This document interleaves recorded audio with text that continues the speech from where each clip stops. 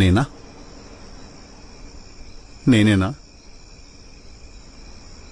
కి ఒక lover boy కావాలి మాకు సంచాలకులుగా, and it is mister Charan. Mister Majnu. Music. అబ్బా, ఓకే, మాకొకళ్ళు వచ్చారు. మిస్టర్ చరణ్ సచ్చాడు. జాగ్రత్తగా చెప్పు. ఆ కింద నేనున్నట్టుంది అక్కడ. దో బాగి బాడీ మొత్తం పడ్డది, బట్ ఫస్ట్ బంప్ పెట్టింది ఝాన్సీ.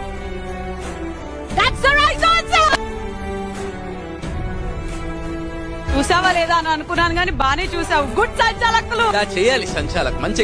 మా చెత్త నా కొడక, మీ అమ్మ నాన్న చూశారనుకో, నా కొడక రే నీకు పిల్లను కూడా ఇవ్వరు రే ఎవరు.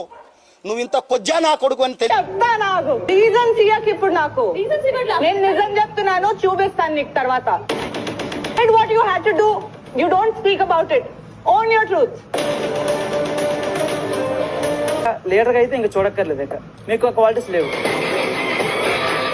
లీడర్ ఇద్దరు సొల్లు కబుర్లు లేకుండా ఫస్ట్ ఉంటారు. ఇంకా దిమ్మ దిగిపోద్ది. ఇంకా ఒక్కడే బ్రదర్, అదే మాటలు సపోర్ట్ అయిపోద్ది, మైండ్ బ్లాక్ అయిపోద్ది, మాటలు కాదు. బ్రదర్ చూడండి బ్రదర్, రైట్ అంటే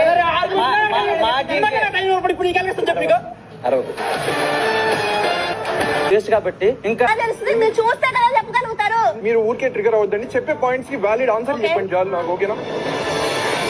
ఇప్పుడు నేను చెప్పింది వినండి అంతే చాలు. ఇది కేవలం పొగరు. కొన్ని ఏరియాల్లో దీన్నే బల్బ్ అని కూడా అంటారు. ఇలాంటివి వెంకి అస్సలు.